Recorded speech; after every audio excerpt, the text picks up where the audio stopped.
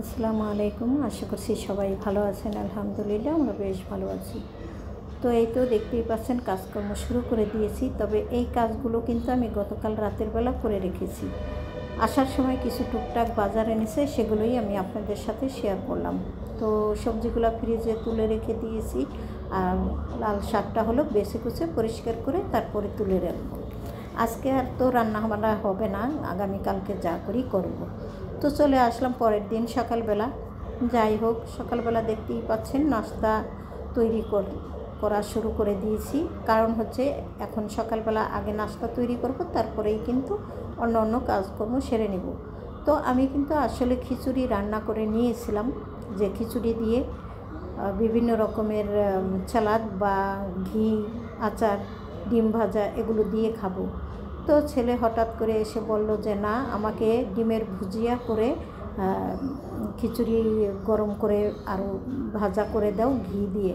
তো তাই করলাম, ডিমের ভুজিয়া করে খিচুড়ি দিয়ে সেই সাথে একটু ঘি দিয়ে ছেলেকে আবার সুন্দর করে খিচুড়িটা ভেজে দিয়ে দিলাম। তো এইভাবে খেতে কিন্তু আমার ছেলেরা ভীষণ পছন্দ করে।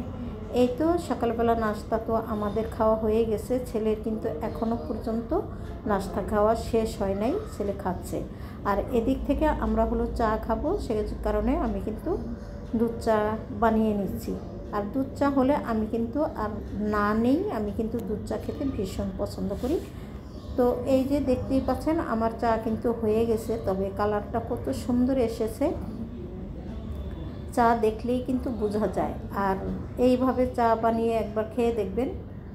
আসলে কিন্তু চা অনেকেই বানায়, হয়তো জানি না আমি, দেখলে তো ভালোই লাগে, ভীষণ ভালো লাগে। আর সেই সাথে আমার চায়ের গল্পটাও আমি করে নিলাম একটু।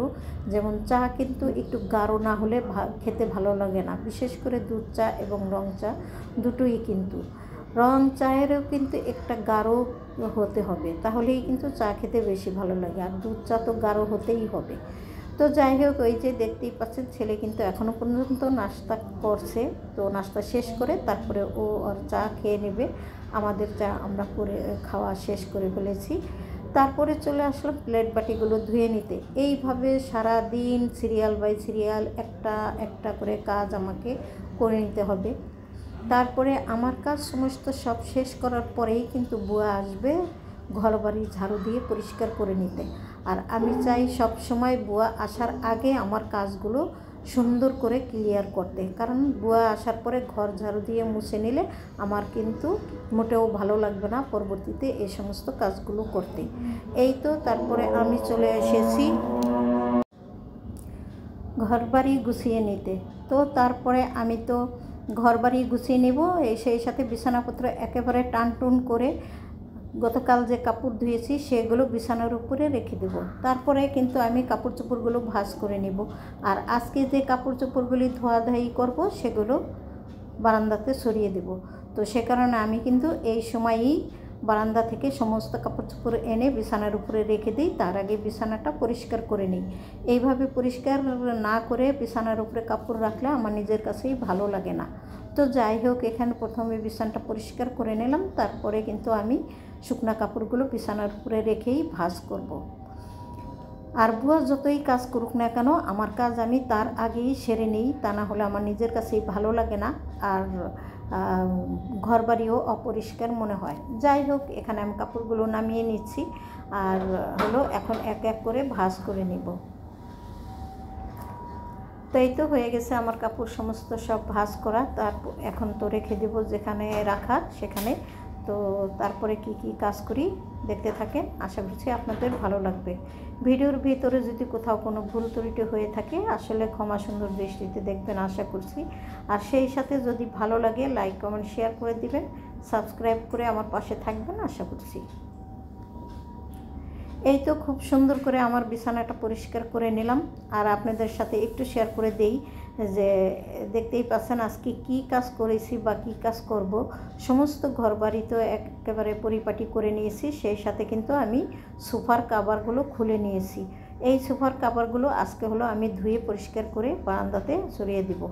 তো যাই হোক, আমার তো আর ওয়াশিং মেশিন নাই, আমি যে কোনো সময় যে ধোয়া পাকলির কাজটা করতে পারি না। তাই তো আমার ঠিক দুপুরের আগেই কিন্তু ধোয়ার ধোয়াধাইয়ের কাজটা করে নিতে হয়। আর এই তো দেখতেই পাচ্ছেন সম্পূর্ণ ঘর কিন্তু আমার একদম পরিষ্কার পরিপাটি। আর এই তো দেখতেই পাচ্ছেন যে খাট, এই খাটগুলো কিন্তু 20 বছরেরও আগে বানানো, আর সেই সময়ের খাট এখনও পর্যন্ত আসলে কখনোই আমি বানিশও করিনি, তারপরেও এত সুন্দর আছে। আর একটা সময় ছিল যে ঘরে আমার সব কিছু একেবারে সেগুন কাঠ দিয়ে বানানো ছিল, আর সেই সেগুন কাঠের খাট বা ফার্নিচার ছিল বলেই কিন্তু এতদিন পর্যন্ত খুব সুন্দর ঝকঝকে তকতকে আছে আমার মনে হয়। অন্য কোনো কাঠ হলে হয়তো বা নষ্ট হয়ে যেত। যাই হোক, যতটুকু আছে যা আছে আলহামদুলিল্লাহ। এখন থেকে নতুন করে কিছু বানানোরও চেষ্টা করব। আর আপনাদের সাথে তো এই দৃশ্য শেয়ার না করলে আমার ভালোই লাগে না।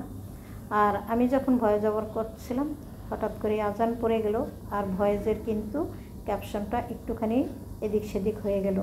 সে কারণেই একটু বুঝে শুনে বসে তারপরে কিন্তু ভয়েস ওভার করতে হবে, তা না হলে কখনোই ভয়েস দেওয়া সুন্দর হবে না। যাই হোক, অফ ক্যামেরাতে সমস্ত সব কিছুই রান্নাবান্না করে নিয়েছি, আপনাদের সাথে কিছুই শেয়ার করতে পারিনি। এখন শুধু খাওয়া দাওয়া কী করব, কী দিয়ে করব সেটাই আপনাদের সাথে শেয়ার করব। তো আজকে আমি শুধু ভেন্ডি ভাজি করেছি ছোটো চিংড়ি মাছ দিয়ে, আর হলো ডাল রান্না করে নিয়েছি। গতকালকের মুরগির মাংস রান্না করা আছে, এই দিয়ে যথেষ্ট। খাওয়া দাওয়া হয়ে গেছে আলহামদুলিল্লাহ। অনেক পরে বিকেলবেলা ভাবলাম একটু চা খাবো, তবে আমি খেতে চাইনি, ছোটো ছেলে বললো যে একটু চা খাই। তো ভেবেছিলাম দুধ চাই তো পছন্দ করে, দুধ দিয়ে কিন্তু ওই পাতিলে আমি চা আসলে বসিয়ে দিয়েছিলাম। পরবর্তীতে ছেলে বলল না, রং চাই খাবো। আমারও ইচ্ছে করলো একটু সন্ধ্যার খাওয়া দাওয়ার পরে বিকেলবেলা একটু চা খেলেই ভালো হয়। তো এই তো চা খেয়ে নিলাম, আর হলো আপনাদের কাছ থেকে বিদায় নিলাম।